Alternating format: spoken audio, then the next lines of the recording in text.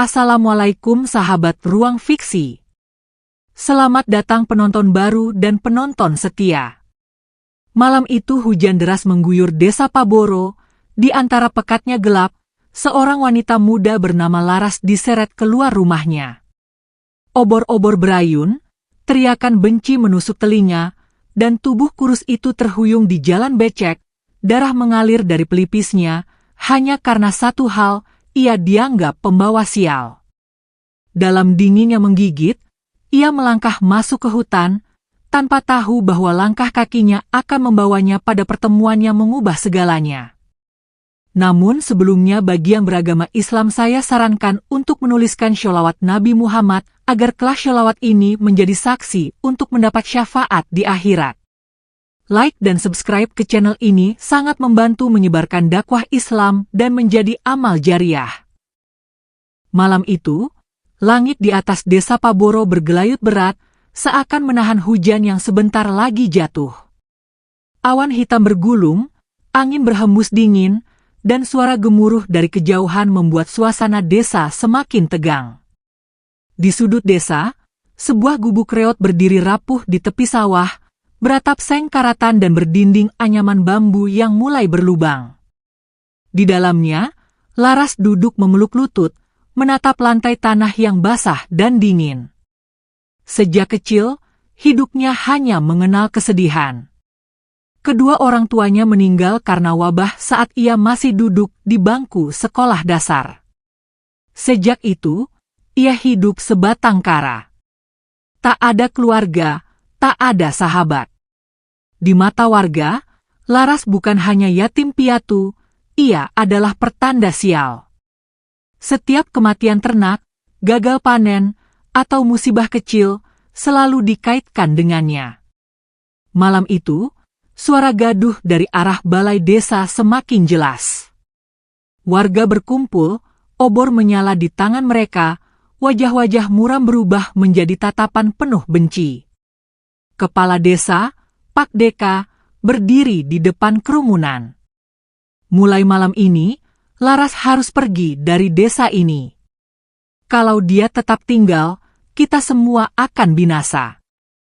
Suaranya tegas, dingin, tanpa sedikit pun rasa iba. Kabar itu sampai ke telinga Laras lewat seorang anak kecil yang datang tergesa-gesa.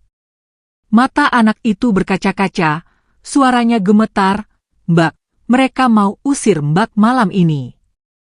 Laras hanya mengangguk pelan. Ia sudah lelah membela diri. Tidak ada yang pernah mau mendengar penjelasannya. Tak lama kemudian, langkah-langkah kaki menghentak tanah. Pintu gubuknya digedor keras. Laras hanya berdiri di ambang pintu, tubuhnya kurus dan lemah.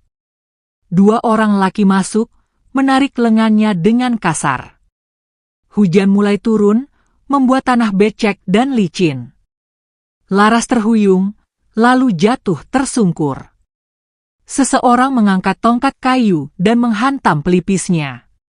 Darah hangat mengalir, namun tidak ada satupun yang peduli.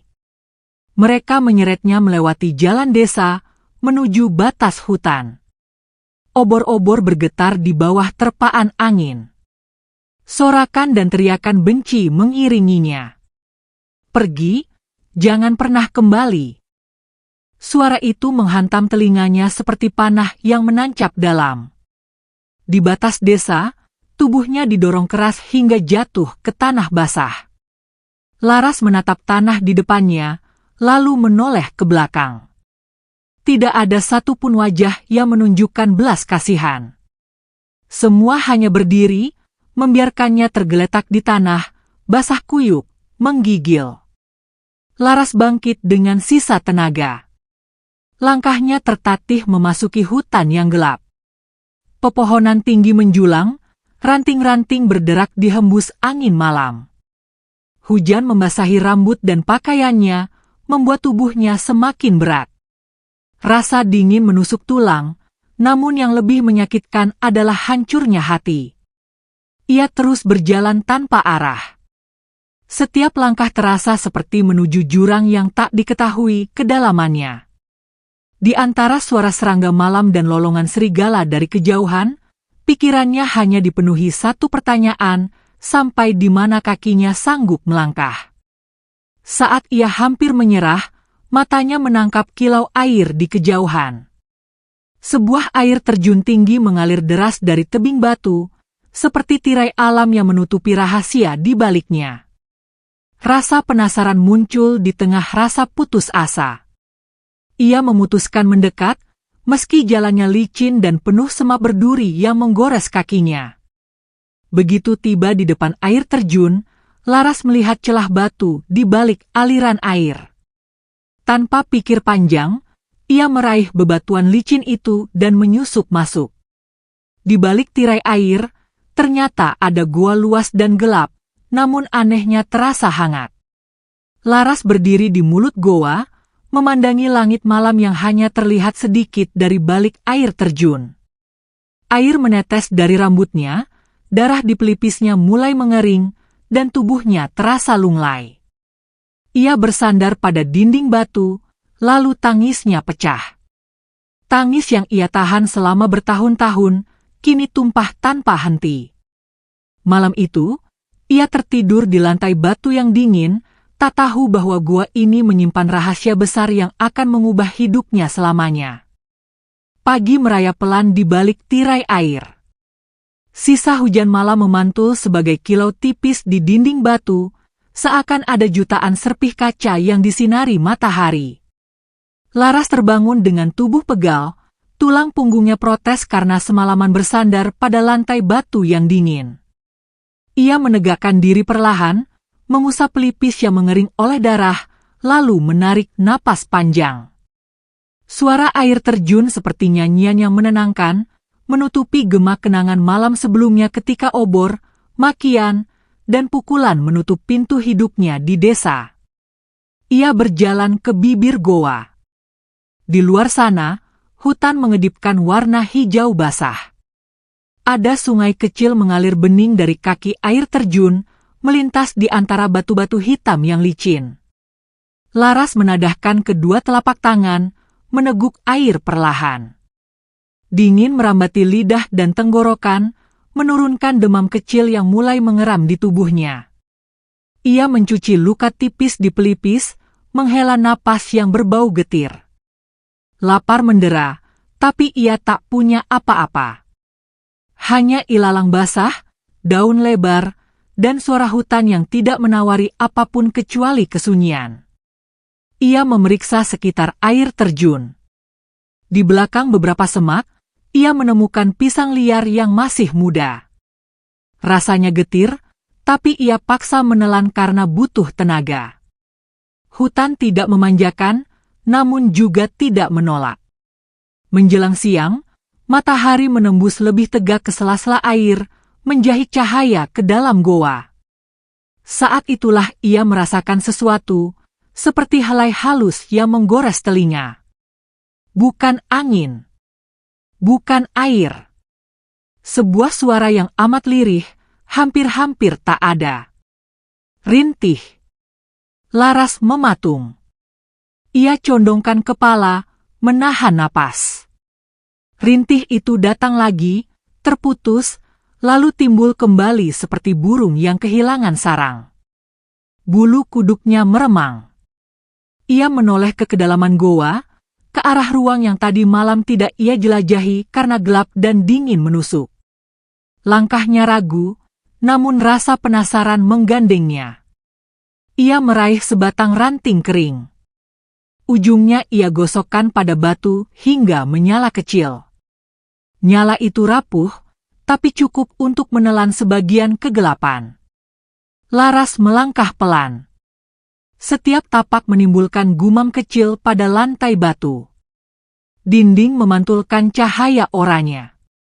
Di udara ada bau lembab, agak anyir, bercampur lumut yang ditimpa panas. Rintih itu bertambah jelas. Bukan suara sungai. Bukan hewan. Itu tangis manusia yang terlalu lama disembunyikan oleh batu. Di depan, lorong goa mengecil, lalu melebar membentuk ruang yang tak terduga. Di sisi kiri, batu-batu besar bertumpuk seperti gerbang yang pernah runtuh. Di celah antara dua bongkah itulah, Laras melihat seikat rambut putih, panjang, kusut, dibasahi tetes dari langit goa. Detik itu, darahnya berdesir. Ia mendekat, berlutut. Di balik celah batu, seorang perempuan tua duduk meringkuk. Matanya cekung dan tajam, kulitnya keriput seperti peta yang ditarik waktu. Kain lusuh membalut tubuh kurusnya. Suara tangisnya sangat kecil, nyaris seperti doa yang gandrung pada udara. Napas Laras memburu. Ia menaruh ranting menyala di batu, agar api tak padam, lalu menunduk mengintip ke dalam celah. Suaranya pecah. "Nenek!" Perempuan tua itu mendongak perlahan. Tatapannya menembus cahaya kecil di tangan Laras. Bibirnya bergetar. "Kau manusia?" Laras mengangguk cepat. "Iya. Aku Laras. Aku tinggal sementara di sini." Suaranya serak, terseret ke tepi air mata yang tak jadi jatuh. Perempuan tua itu menutup mata sejenak, seolah membiarkan sebuah beban turun dari pundaknya. "Aku sudah di sini lama," ucapnya lirih. "Berapa lama?" Kata-kata Laras hampir tak terdengar, lebih seperti hembusan. "Setahun."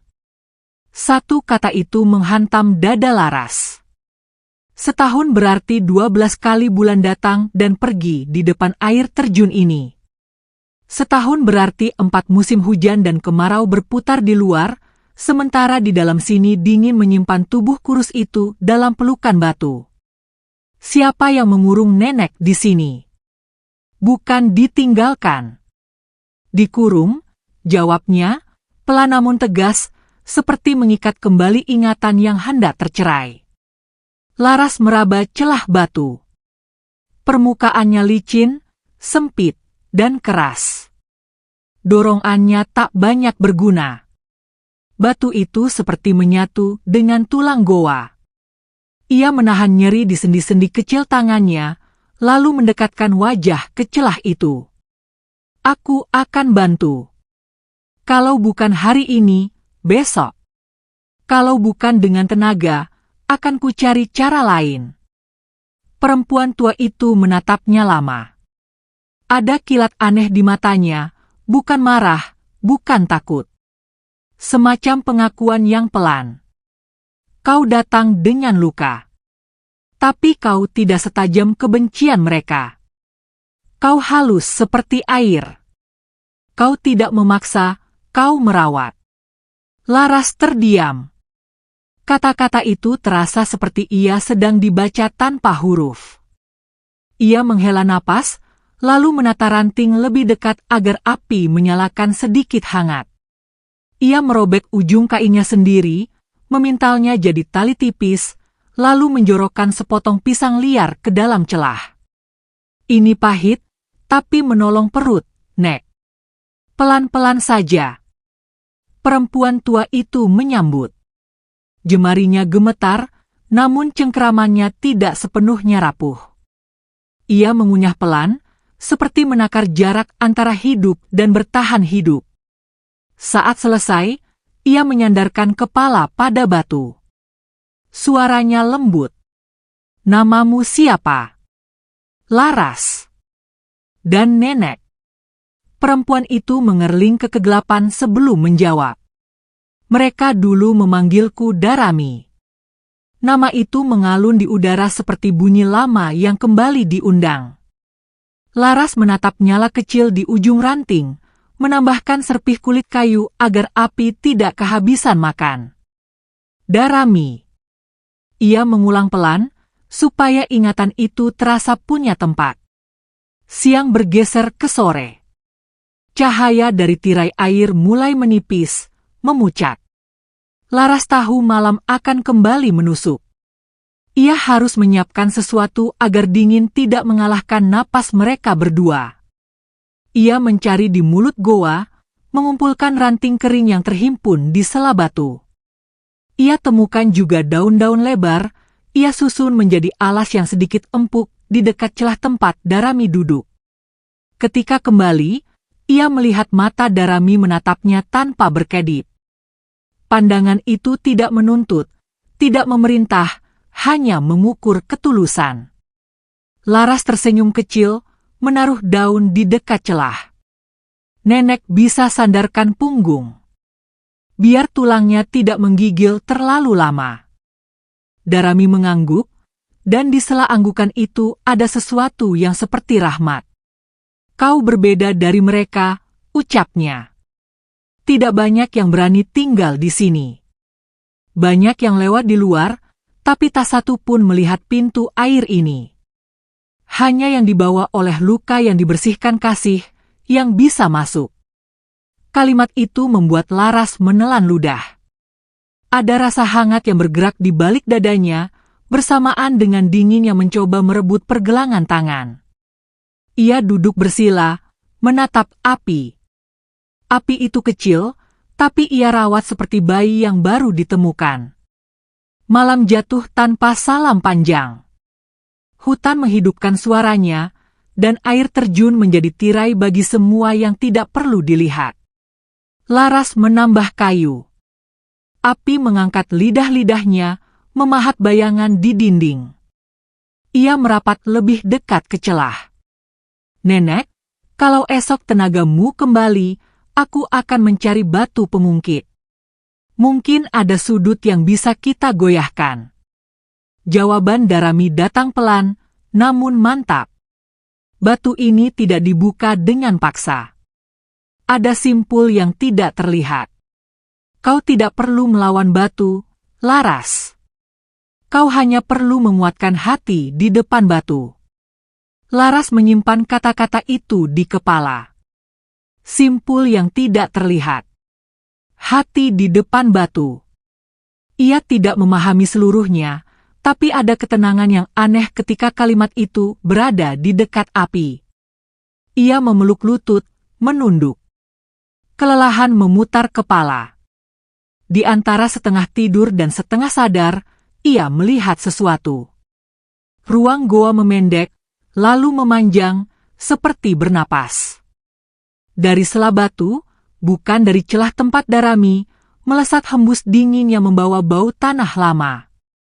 Dalam hembus itu, Lara sekilas melihat garis-garis tipis, seperti ukiran yang disembunyikan waktu. Garis-garis itu menyala amat redup, sewarna susu, lalu padam lagi. Ia mengucek mata. Api masih ada. Darami masih duduk, bayangannya bertumpuk di dinding. Kau melihatnya? Tanya Darami dengan suara yang nyaris hanya gumam. Laras tidak menjawab. Ia hanya mengangguk pelan. Itu bukan mimpi, ucap Darami. Itu tanda. Goa ini tidak mengancam. Goa ini menjaga. Dingin merayapi buku-buku jari. Laras mendekatkan telapak kenyala. Ia menatap Darami lebih saksama. Di balik keriput yang menebal, ia melihat sesuatu yang sulit diberi nama. Bukan sekadar ketabahan. Bukan sekadar sisa-sisa masa kuat. Ada cahaya yang tidak berasal dari api. Siapa yang mengurung nenek, akhirnya ia berani mengangkat kalimat. Suaranya rendah, tidak menuntut. Darah sendiri, jawab Darami, ringan namun tidak ringan. Mereka takut pada yang tidak mereka pahami. Mereka takut pada hati yang memilih melindungi, bukan membalas. Lalu mereka menamai takut itu sebagai kutuk. Kata kutuk menggema, menyentuh ruang yang tidak bisa diukur. Laras menarik napas. Di kepalanya lewat lagi wajah-wajah di desa, obor-obor yang berayun, hujan yang menyembunyikan air mata. Ia tahu rasa takut yang diberi nama. Ia tahu cara benci mencari dalih agar terlihat suci. Api mengecil. Laras menambah serpih kayu, menjaga denyutnya. Darami memejamkan mata, bibirnya bergerak pelan. ada lantunan, bukan mantra yang mengancam, melainkan doa yang menyerupai pelukan. Laras memejam, mendengar. Nyanyian itu seperti sungai kecil yang mencari rumah. Waktu berlalu tanpa jam. Ketika Laras membuka mata, nyala sudah jadi bara. Di luar, malam sedang paling pekat. Ia hendak berdiri untuk menambah kayu, namun lututnya kehilangan kekuatan. Ia duduk kembali, membiarkan telapak menangkup bara dari kejauhan. Darami membuka mata. Kau mengantuk, Laras. Tidurlah dekat api. Aku sudah terbiasa dengan dingin. Laras menggeleng. Suaranya hampir pecah. Aku akan di sini. Kalau api padam, kita berdua menggigil. Darami tersenyum, dan senyumnya menghangatkan sesuatu yang tidak tersentuh bara. Terima kasih. Kau datang bukan untuk menuntut tanda, kau datang dengan sisa-sisamu yang masih mau percaya pada kebaikan. Itu yang membuat pintu ini membiarkanmu masuk. Katamu di dalam kalimat itu menyentuh hati Laras, seperti jari air yang menyapukan debu di kaca. Ia menunduk, memikirkan semua yang patah di dalam dirinya, lalu memikirkan tangan-tangan kecil dari malam ini yang sedang mencoba menyusunnya kembali. Bara menipis lagi. Laras bangkit perlahan, berjalan ke arah mulut goa untuk mencari ranting tambahan. Langit di luar pekat, namun bintang menabur titik-titik dingin di belakang tirai air. Ia memungut beberapa ranting yang terjebak di sela batu, menggendongnya di pelukan, lalu kembali ke ruang dalam. Saat itulah, ia merasakannya lagi. Bukan rintih, bukan hembus. Sebuah bisik yang sangat pelan, menyebut namanya seolah telah mengenalnya sejak ia belum punya nama. Laras. Langkahnya terhenti. Ranting-ranting berderik pelan di lengannya. Di depan, Darami menoleh, seolah juga mendengar. Batu-batu di dinding memantulkan cahaya aneh yang tidak berasal dari api yang belum tersusun. Garis-garis samar yang tadi hanya sekejap kini muncul lebih jelas, merayap di permukaan goa seperti akar ringan yang hidup. Laras menatap, jantungnya berdetak ribut, namun wajahnya tenang. Ia menurunkan ranting ke lantai, satu persatu, agar tidak mengganggu nyanyian halus yang mulai memenuhi ruang. Udara berubah hangat, lalu dingin, lalu hangat lagi, seperti sedang memastikan di mana ia harus berdiam. Ia duduk kembali di dekat celah. Darami menatapnya, mata tuanya basah namun bersinar.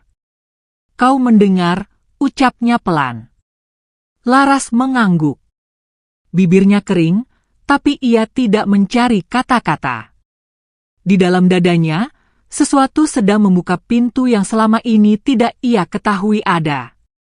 Api belum sempat dinyalakan kembali, namun ruangan tidak gelap total. Cahaya yang memancar dari dinding cukup untuk memahat wajah-wajah mereka berdua. Dan dari jauh, entah dari ruang mana di perut goa, suara itu kembali memanggil, lebih dekat, lebih jelas, menyentuh tengkuknya seperti tangan yang sangat tua dan sangat lembut. Cahaya yang merayap di dinding goa semakin jelas, membentuk pola-pola seperti akar pohon yang tumbuh dari batu. Setiap garisnya berdenyut pelan, seperti detak nadi yang sedang menyampaikan pesan. Laras menatap, tubuhnya setengah tegang, setengah terpesona. Ia belum pernah melihat batu hidup, atau apapun yang menyerupai ini. Darami memandang Laras dengan mata yang dalam, suaranya lirih namun memotong keheningan. Kau sedang menyaksikan napas tempat ini. Goa ini bukan sekadar tempat persembunyian. Ia adalah penjaga. Laras menarik napas panjang. Penjaga apa, Nek? Darami menutup mata sejenak, seakan sedang menata ulang kenangan. Saat ia membuka mata lagi, ada kilat sedih di sana. Dulu, aku bagian dari garis penjaga hutan. Kami bukan manusia biasa. Darah kami mengalirkan karamah dari leluhur siluman harimau putih. Tugas kami menjaga keseimbangan antara manusia dan alam. Tapi, Darami menelan ludah, suaranya bergetar, kekuatan itu dianggap ancaman. Bahkan oleh darah dagingku sendiri. Laras mencondongkan tubuh, memerhatikan setiap kata. Mengapa? Bukankah menjaga itu kebaikan? Senyum tipis Darami tidak menyembunyikan getirnya. Kebaikan itu menakutkan bagi mereka yang ingin berkuasa. Aku terlalu lunak pada manusia. Aku biarkan desa mengambil hasil hutan selama mereka tidak merusaknya. Tapi waktu berubah. Manusia mulai serakah, menebang pohon tanpa henti, memburu hewan tanpa aturan. Aku mencoba mengingatkan, tapi peringatanku mereka anggap ancaman. Lalu mereka memutuskan, aku harus dibungkam. Laras merasakan sesak di dadanya. Kata-kata itu seperti menggema masa lalunya sendiri. Diusir, dihakimi, tanpa pernah diberi kesempatan menjelaskan. Bagaimana mereka mengurung nenek di sini? Tanyanya pelan. Dengan kutukan, jawab Darami singkat. Kutukan yang hanya bisa dipatahkan oleh satu hal, hati bersih yang tak punya niat merusak. Ia menatap Laras lekat-lekat. Dan kau, Laras, adalah orang itu. Kata-kata itu membuat Laras tercekat. Kenapa aku? Aku tidak punya apa-apa. Aku bahkan tak sanggup menolong diriku sendiri. Darami menggeleng.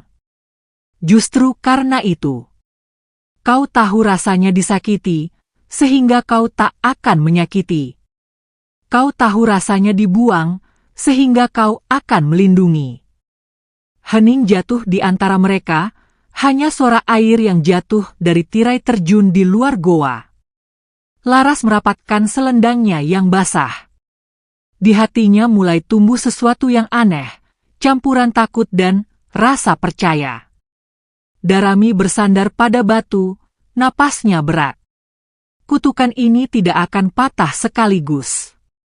Ia akan terbuka sedikit demi sedikit, setiap kali kau menunjukkan kasih dan kesetiaan. Laras menunduk, merenungi ucapannya. Kalau begitu, aku akan tetap di sini. Aku akan rawat nenek sampai kutukan itu lepas sepenuhnya. Senyum Darami kali ini lebih hangat. Kau akan tinggal di goa ini, maka kau akan mulai mendengar suara hutan. Jangan takut jika kau bermimpi aneh. Itu bukan kebetulan. Itu cara alam bicara. Malam itu, Laras menyiapkan api lebih besar dari biasanya. Ia mengumpulkan ranting kering, daun lebar untuk alas tidur, dan buah liar yang ia simpan untuk esok pagi. Angin malam membawa dingin dari celah-celah batu, namun api dan kehadiran Darami membuat ruang itu terasa berbeda. Menjelang tengah malam, Laras mulai terlelap. Namun tidurnya tidak tenang. Dalam mimpinya, ia berdiri di tengah hutan yang terbakar. Asap menutup langit, binatang-binatang berlarian panik. Di atas bukit, seekor harimau putih raksasa berdiri gagah, matanya biru menyala. Harimau itu menatapnya, lalu berbicara tanpa suara, "Jangan takut, kau adalah anak yang dipilih." Laras terbangun dengan tubuh berkeringat meski udara begitu dingin. Darami masih duduk di posisinya, menatap api. "Kau bermimpi, ya?" tanyanya tenang. Laras mengangguk, lalu menceritakan mimpinya. Darami hanya tersenyum samar. "Itu pertanda. Kau sudah mulai terhubung dengan warisan yang selama ini terkunci." Hari-hari berikutnya, Laras dan Darami hidup dalam pola sederhana. Pagi hari Laras mencari makanan, siang merawat api, sore berbicara atau hanya duduk diam bersama. Setiap malam, ia mulai merasakan goa itu seperti makhluk hidup. Dindingnya kadang bergetar halus, udara berubah hangat atau dingin tanpa alasan. Dan setiap kali ia berbuat sesuatu untuk membantu Darami, garis-garis bercahaya di batu menjadi sedikit lebih jelas. Suatu sore, Darami berkata pelan, "Laras, mungkin waktunya tidak lama lagi. Jika aku menghilang suatu hari nanti, jangan bersedih. Itu bukan akhir, itu awal dari hidup barumu."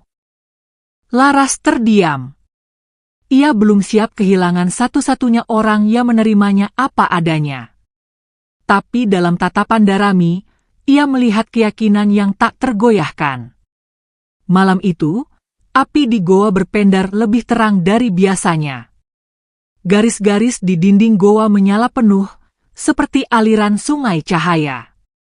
Udara menjadi hangat, membawa aroma tanah basah bercampur bunga liar. Darami duduk bersila, matanya terpejam, tubuhnya memancarkan cahaya putih lembut. "Laras," panggilnya pelan.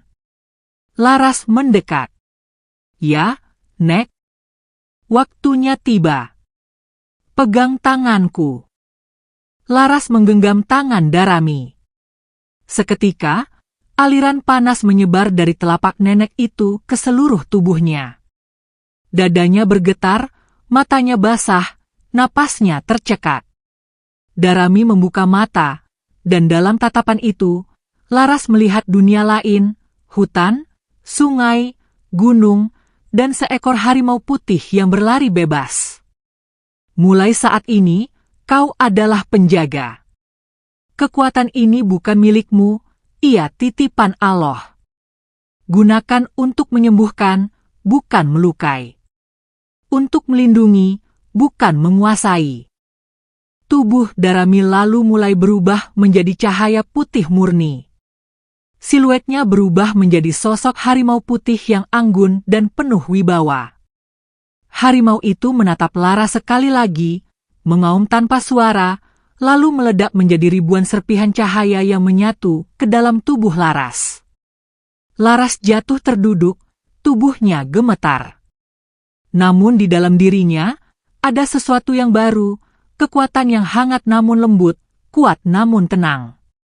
Dan di lubuk hatinya, ia tahu, hidupnya tidak akan pernah sama lagi. Pagi di goa itu datang dengan sunyi yang berbeda.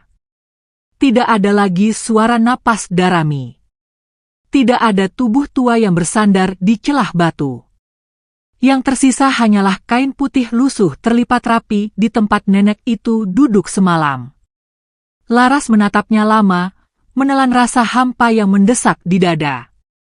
Udara dingin menusuk kulit, tapi tubuhnya terasa hangat dari dalam, seolah sisa sentuhan Darami masih berdiam di sana. Ia memungut kain itu, meremasnya pelan, lalu menaruhnya di dekat api yang tinggal bara. "Terima kasih, Nek," bisiknya, suaranya hampir hilang di suara deras air terjun. Laras berjalan keluar, berdiri di bawah tirai air.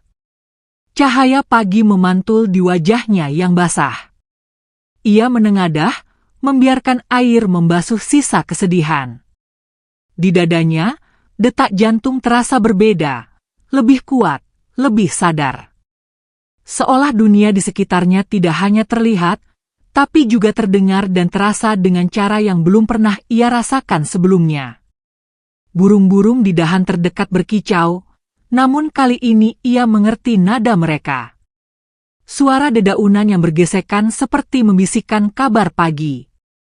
Bahkan gemericik sungai kecil di kaki air terjun terdengar seperti menyampaikan salam. Kembali masuk ke goa, Laras memutuskan membersihkan tempat itu. Ia mengumpulkan ranting basah, membuang daun-daun kering yang menumpuk, dan menata batu di sekitar api. Saat memindahkan tumpukan batu di sudut gelap goa, tepat di sebelah celah batu tempat Darami terkurung, tangannya menyentuh sesuatu yang berbeda. Kayu. Ia menyingkirkan lumut dan debu, lalu menarik keluar sebuah kotak kecil dari sela batu. Kotak itu terbuat dari kayu tua, diikat tali rotan yang sudah kaku. Permukaannya penuh ukiran kepala harimau dengan mata yang ditata halus.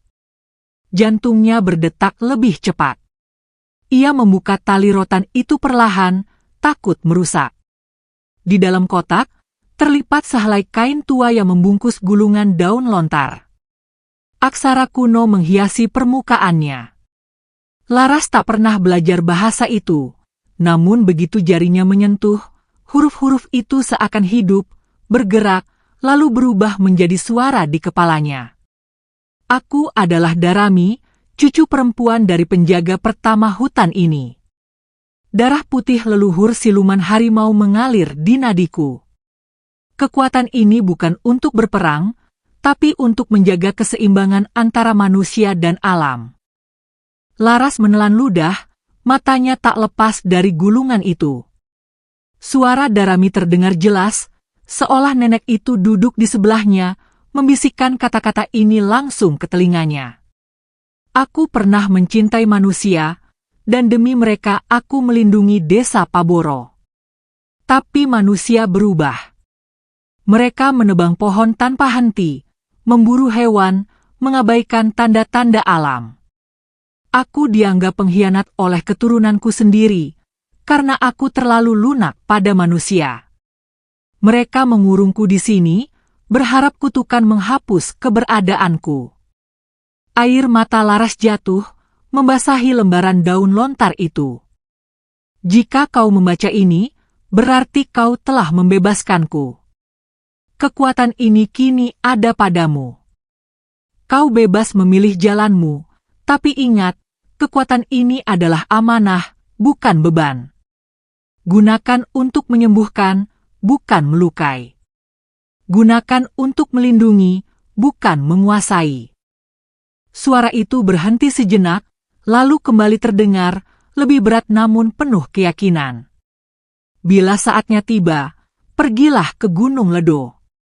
Di sana, seekor harimau penjaga sedang menunggu. Ia akan membimbingmu memahami semua karamah yang kini mengalir di tubuhmu. Gulungan itu terdiam. Laras memeluk kotak kayu itu seerat ia memeluk selendang lusuh Darami semalam. Hatinya berdenyut antara rindu, takut, dan tekad. Ia tahu, ini bukan akhir dari semua yang Darami ajarkan. Hari itu, Laras mulai mempersiapkan diri. Ia menampung air dari celah batu untuk bekal, memetik buah liar, dan menganyam daun lebar menjadi wadah. Malamnya, ia duduk di dekat api sambil memandangi kotak kayu itu. Bara api memantul di matanya, dan untuk pertama kali sejak pengusiran itu, Laras merasakan semangat yang mengalahkan rasa sakit di hatinya. Tekad mulai tumbuh. Gunung Ledo memanggil, dan ia akan menjawab panggilan itu. Langit pagi itu masih diselimuti kabut tipis ketika Laras berdiri di depan mulut goa. Kotak kayu warisan Darami ia masukkan ke dalam kain yang ia selempangkan di bahunya. Kain putih lusuh peninggalan nenek itu ia ikat di pergelangan tangan, sebagai pengingat bahwa setiap langkah yang ia ambil kini bukan lagi hanya untuk dirinya sendiri. Gunung Ledo tidak terlihat dari sini, namun ia tahu arahnya, barat laut, melewati hutan lebat, sungai deras, dan jalur yang mungkin belum pernah dilewati manusia desa. Nafasnya dalam, matanya tajam memandangi jalur licin di depannya. Angin pagi membelai pipinya, membawa aroma tanah basah dan dedaunan segar. Laras memulai langkahnya dengan tenang, membiarkan telinganya menangkap setiap suara hutan. Burung-burung bercakap di kanopi, serangga menggesek sayapnya, dan jauh di balik pepohonan terdengar suara air terjun lain, entah di mana. Ia kini bisa membedakan mana suara yang alami, mana yang menjadi tanda. Setiap kali mendengar suara ranting patah yang terlalu berat untuk burung, ia berhenti, menunggu, lalu melangkah lagi ketika merasa aman. Menjelang siang, ia tiba di tepi sungai lebar. Airnya deras, menghantam batu-batu besar yang licin. Di seberang, jalur menuju kaki Gunung Ledo menanjak curam. Laras menatap arus itu, tahu bahwa melintasinya tanpa persiapan adalah bahaya. Ia memutar pandangan, mencari tempat yang lebih dangkal. Akhirnya ia menemukan bagian sungai yang lebih sempit, namun arusnya tetap kuat. Ia melepaskan kain dari bahu dan mengikatnya di pinggang agar kotak kayu tetap aman. Perlahan ia melangkah, membiarkan kakinya meraba dasar sungai. Air menyentuh pinggang, dinginnya menusuk tulang, arusnya menarik ke hilir. Setengah perjalanan, kakinya terantuk batu licin. Tubuhnya hampir hanyut, tapi ia segera menancapkan tongkat kayu ke dasar untuk menahan diri. Nafasnya memburu, jantungnya berdebar, namun ia tidak mundur. Setelah beberapa langkah berat, ia berhasil mencapai tepi seberang. Ia terduduk di tanah basah, memandang sungai yang baru saja ia taklukkan. Perjalanan berlanjut menembus hutan yang semakin rapat. Sinar matahari jarang masuk, udara lembab, dan tanah di bawah kaki penuh akar-akar menjalar. Sesekali, matanya menangkap binatang yang mengintip dari balik semak, seekor rusa muda, kawanan monyet, bahkan sekali seekor ular besar melata di kejauhan. Namun tidak satu pun dari mereka menyerangnya. Justru, beberapa di antaranya terlihat mengikuti dari kejauhan, seolah mengawalnya. Hari mulai condong ke sore ketika ia tiba di kaki Gunung Ledo. Di sini udara berubah, lebih berat, lebih dalam, dan ada rasa aneh seperti dipandang dari segala arah. Di tengah hamparan tanah lapang, Laras melihat lingkaran batu-batu besar tersusun rapi, membentuk semacam altar. Di tengah lingkaran itu, berdiri pohon beringin tua, akarnya menjulur seperti ular, sebagian menggantung ke tanah, sebagian melilit batu. Laras melangkah masuk ke lingkaran itu. Begitu kakinya menyentuh tanah di dalamnya, angin berembus kencang, daun-daun beringin berguguran seperti hujan. Suhu udara menurun, dan bumi di bawah kakinya bergetar halus. Ia merasakan sesuatu yang tak terlihat menahannya untuk mundur. Suara berat, dalam, dan bergema muncul dari arah pohon. Kau membawa warisan darah putih, apakah kau siap menerima karamahnya? Laras menelan ludah. Aku tidak tahu apakah aku siap, tapi aku tidak akan lari. Keheningan menyusul, lalu suara itu kembali, lebih pelan namun terasa menusuk hati. Kejujuranmu adalah kunci, maka lihatlah dengan mata hatimu. Sekejap, lingkaran batu dan pohon beringin lenyap. Laras kini berdiri di ruang tanpa langit dan tanah, hanya dikelilingi cahaya putih yang tak berujung. Dari kejauhan, seekor harimau putih raksasa berjalan mendekat. Bulunya berkilau, matanya biru menyala, langkahnya tenang namun penuh wibawa. Harimau itu berhenti di depannya, menundukkan kepala. Namaku Padang Wulung. Aku adalah harimau penjaga terakhir. Dan kau, Laras, telah dipilih untuk melanjutkan warisan ini. Laras menggeleng pelan. Aku hanya wanita yang dibuang, yang tidak punya siapa-siapa. Justru karena itu, kata Padang Wulung, kau tahu rasanya disakiti, sehingga kau tak akan menyakiti. Kau tahu rasanya dibuang, sehingga kau akan melindungi. Tubuh harimau itu mulai bersinar, ribuan helai bulu putihnya melayang di udara, mengelilingi Laras, lalu masuk ke tubuhnya satu persatu. Saat bulu itu menyatu dengan kulitnya, ia merasakan panas membakar dari dalam. Tubuhnya gemetar, bibirnya menggigil, namun tidak ada rasa sakit, hanya kekuatan besar yang mengalir deras. Mulai hari ini, suara Padang Wulung bergema, dalam dirimu mengalir 3 anugerah, mata hati yang bisa melihat kejujuran, telapak tangan yang bisa menyembuhkan, dan suara yang bisa menenangkan setiap makhluk hidup. Cahaya itu semakin terang, lalu perlahan meredup. Harimau itu mundur, siluetnya memudar. Gunakan anugerah ini untuk menjaga, bukan menguasai. Untuk mengingatkan, bukan membalas. Kau adalah jembatan antara manusia dan alam. Laras memejamkan mata. Ketika ia membukanya lagi, ia sudah berdiri kembali di bawah pohon beringin, lingkaran batu masih di tempatnya, dan burung-burung berkicau seperti biasa. Namun hatinya tahu, ia tidak lagi sama. Laras menuruni lereng Gunung Ledo dengan langkah pasti, walau tubuhnya masih terasa berat oleh energi baru yang mengalir di dalamnya. Setiap napas yang diambilnya seolah membawa kesejukan dan kekuatan, namun hatinya tetap dipenuhi kegelisahan.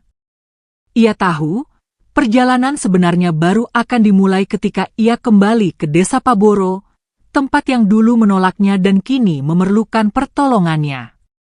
Udara desa terasa hangat, namun hawa hati warga masih dingin menyimpan luka lama. Saat ia melangkah memasuki batas desa, suara aktivitas berangsur terhenti.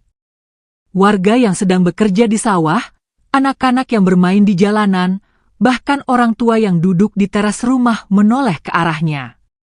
Mata mereka terbuka lebar, bisik-bisik mulai terdengar, penuh dengan tanya dan keraguan. Laras berdiri di depan gerbang desa, tubuhnya tegap, tatapannya jauh lebih kuat dari dulu. Kepala desa, Pak Deka, yang dulu memerintahkan pengusirannya, maju dengan langkah berat. Wajahnya terlihat pucat dan penuh penyesalan. "Laras, kenapa kau kembali?" tanyanya dengan suara bergetar. Laras memandang sekeliling, menatap wajah-wajah yang pernah melukainya, yang pernah mengusirnya tanpa alasan. Tapi kali ini, tidak ada kemarahan di matanya. "Aku kembali bukan untuk balas dendam," katanya pelan namun tegas. "Aku kembali karena kalian akan membutuhkan bantuan." Suasana menjadi hening sesaat. Beberapa warga berbisik sinis, ada yang tertawa kecil meremehkan. "Bantuan dari orang sepertimu?" ejek seorang pria yang dulu ikut melempar batu padanya. Laras tidak terpancing. Ia menatap ke arah utara, menunjuk ke sebuah bukit yang mulai retak dan longsor. "Lihatlah bukit itu. 2 hari lagi, tanah akan ambles dan menimbun rumah-rumah kalian. Jika kalian tidak bersiap, desa ini akan tenggelam." Pak Deka tertawa miris. "Kau pikir kami akan percaya kata-kata orang yang dulu kami usir? Percaya atau tidak, itu pilihan kalian. Tapi aku sudah bilang." Laras menatap tajam, suara dan sikapnya mengandung keyakinan yang sulit diabaikan. Tiba-tiba, dari arah bukit terdengar suara gemuruh kecil. Tanah bergetar pelan, beberapa anak kecil mulai menangis ketakutan. Warga mulai panik, menyadari sesuatu yang salah. Air mulai mengalir deras membawa lumpur dan batang pohon, sungai kecil di tepi desa meluap. Laras melangkah maju, berteriak dengan suara yang mengandung ketegasan, bukan amarah. "Kumpulkan semua orang ke dataran tinggi. Bawa anak-anak, orang tua, dan hewan ternak. Sekarang juga." Beberapa warga terdiam, lalu berlari mencari keluarga mereka. Laras membantu seorang ibu menggendong anaknya, menuntun kakek renta ke jalan setapak menuju bukit. Hujan mulai turun deras, tanah longsor menerjang bagian timur desa, merobohkan rumah dan pepohonan. Mereka yang awalnya ragu akhirnya mengikuti arahan Laras. Di dataran tinggi, semua terdiam melihat kehancuran yang terjadi. Pak Deka mendekati Laras, wajahnya tertunduk dalam-dalam. "Kau menyelamatkan kami," ucapnya lirih dengan penuh penyesalan. Laras menatapnya tanpa kemarahan. "Kalian hanya takut pada sesuatu yang berbeda," katanya pelan. Suasana menjadi haru. Beberapa warga menangis, ada yang berlutut memohon maaf, dan ada yang hanya terdiam dengan rasa bersalah yang dalam. Perempuan yang dulu melempar batu padanya maju dengan langkah goyah, lalu menangis sambil berlutut meminta maaf. Laras membalas dengan senyum lembut, "Aku tidak membawa dendam. Aku hanya ingin kita semua berubah." Hari itu, bukan hanya nyawa yang terselamatkan, tapi juga luka lama di hati Laras mulai tertutup.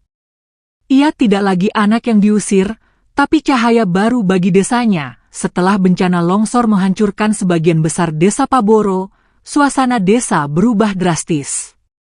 Rumah-rumah yang dulu kokoh kini tinggal puing. Ladang yang subur berubah menjadi lahan berlumpur dan bebatuan. Namun, di tengah kehancuran itu, tumbuh benih harapan yang mulai merekah. Laras bekerja tanpa lelah membantu warga membangun tenda darurat. Ia memeriksa warga yang luka, menyentuh tangan mereka dengan lembut. Ajaibnya, luka yang disentuhnya cepat mengering dan sembuh.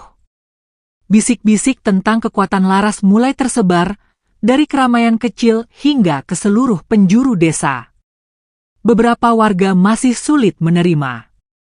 Mereka masih menyimpan dendam lama, takut pada kekuatan yang belum mereka pahami. Namun, perlahan sikap itu mulai berubah ketika mereka melihat keajaiban di depan mata. Pak Deka, kepala desa, mengumpulkan seluruh warga di tanah lapang yang tersisa.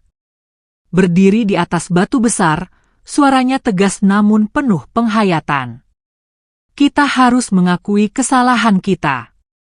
Dulu kita mengusir Laras, anak muda yang kita anggap pembawa sial. Tapi justru dia yang menyelamatkan kita semua." Warga terdiam, beberapa menunduk, beberapa menyeka air mata.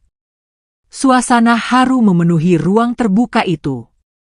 Laras berdiri di tengah kerumunan, tidak mengangkat suara, namun setiap kalimat yang keluar dari mulutnya didengar dengan seksama. "Aku bukan siapa-siapa," katanya dengan suara pelan namun penuh kekuatan. "Aku hanya anak muda yang terluka, lalu diselamatkan oleh seseorang yang kalian tak kenal. Seorang perempuan tua yang mengajarkanku tentang kasih, bukan kebencian." Beberapa warga mulai menangis, menyadari kesalahan mereka. Bahkan orang-orang yang dulu paling keras menghina Laras kini enggan menatap matanya. Seorang perempuan paraya yang pernah melempar batu maju dengan langkah goyah. "Laras, aku dulu ikut mengusirmu. Aku minta maaf," isaknya sambil berlutut. Laras membungkuk, menggenggam tangan perempuan itu. "Sudahlah Bu, aku tidak membawa dendam. Aku hanya ingin kita semua berubah." Hari-hari berikutnya, warga desa mulai membangun kembali rumah mereka dengan penuh semangat baru. Tapi kali ini, ada yang berbeda. Mereka tidak lagi menebang pohon sembarangan. Setiap langkah mereka berkonsultasi dengan Laras, belajar bagaimana hidup berdampingan dengan alam. Laras mengajari mereka cara membaca arah angin, memahami gerak binatang, dan mendengar suara air. Setiap malam, ia duduk bersama anak-anak di tepi sungai, menceritakan kisah tentang hutan, tentang nenek Darami, dan tentang harimau putih yang menjaga alam. Anak-anak mendengarkan dengan mata berbinar, menganggap Laras bukan hanya pahlawan, tapi guru dan sahabat. "Bang Laras, harimau putih itu benar-benar ada?" tanya seorang anak kecil suatu sore. Laras tersenyum lembut. "Ada, tapi bukan di luar. Dia ada di dalam hati orang-orang yang berani berbuat baik walaupun dulu pernah disakiti." Suasana desa kini berubah. Dari tempat penuh kebencian, menjadi komunitas yang penuh harapan dan kesadaran baru akan pentingnya menjaga alam. Laras tahu perjalanan ini masih panjang, dan tugasnya belum selesai. Namun, untuk pertama kalinya dalam hidupnya, ia merasa diterima dan dihargai. Beberapa bulan berlalu sejak desa Paboro mulai bangkit dari reruntuhan. Nama Laras mulai dikenal tidak hanya di desanya sendiri, tetapi juga di desa-desa sekitar. Mereka mendengar kisah tentang wanita muda yang mampu menyembuhkan luka, yang mengajarkan cara hidup selaras dengan alam, dan yang mampu berbicara dengan suara-suara hutan. Suatu hari, kabar buruk datang menghampiri. Desa tetangga melaporkan adanya kebakaran hutan yang semakin meluas dan mulai mengancam wilayah mereka. Api menjilat ranting kering dan merambat cepat, membawa asap pekat yang mengaburkan langit. Warga desa Paboro panik. Mereka tahu api bisa merembet kapan saja ke hutan di sekitar mereka. Namun, di tengah kegelisahan itu, Laras tetap tenang. Ia berdiri di balai desa dengan suara yang penuh keyakinan. Aku akan pergi ke sana, tapi bukan untuk memadamkan api dengan tangan kosong. Aku akan berbicara dengan hutan. Beberapa warga tidak mengerti maksudnya. Namun, mereka percaya, karena sejak kembalinya Laras, tak satu pun peringatan alam yang ia sampaikan pernah meleset. Laras berjalan sendiri menuju area kebakaran. Asap tebal menyambutnya, panas api membakar ranting kering dan menjilat pohon-pohon tinggi. Namun ia tidak takut. Ia menutup mata dan duduk bersila di tengah jalur api. Aku tahu kalian marah, bisiknya lembut ke tanah. Aku tahu kalian terluka karena dibakar, ditebang, dihancurkan. Ia menaruh telapak tangannya di tanah panas itu. Tiba-tiba angin berhembus kencang. Arah api berubah, tidak lagi menyebar ke dalam hutan. Suara api mulai mereda, dan beberapa menit kemudian, hujan turun perlahan, padahal langit sebelumnya tidak berawan. Para warga yang datang membawa ember dan cangkul hanya bisa terdiam dan melongo. Api berhenti nyaris tanpa usaha mereka. Mereka melihat Laras duduk diam tersenyum pelan di tengah hujan. Pemuda itu seperti menyatu dengan alam. Sejak kejadian itu, nama Laras semakin dikenal dan dihormati di desa-desa sekitar. Namun Laras menolak disebut orang sakti. Ia tidak menerima hadiah atau pujian. Kalau kalian mau balas jasaku, rawatlah hutan kalian masing-masing, ucapnya. Beberapa bulan kemudian, seorang utusan dari kota kabupaten datang membawa undangan resmi. Laras diminta untuk datang ke kota menerima penghargaan sebagai pahlawan lingkungan Sulawesi. Namun Laras menolak dengan halus. Aku tidak butuh panggung. Alam tidak pernah minta dikenang. Ia hanya minta dijaga. Malam itu, Laras duduk di batu besar di dekat air terjun, tempat di mana semuanya dimulai. Ia memandangi goa tua yang dulu menyelamatkannya dan tempat nenek Darami mewariskan segalanya kepadanya. Ia menutup mata. Angin berhembus lembut, dan suara itu kembali hadir. Suara yang sudah lama tak ia dengar. Laras, kau telah menjalankan tugasmu, tapi perjalananmu belum selesai.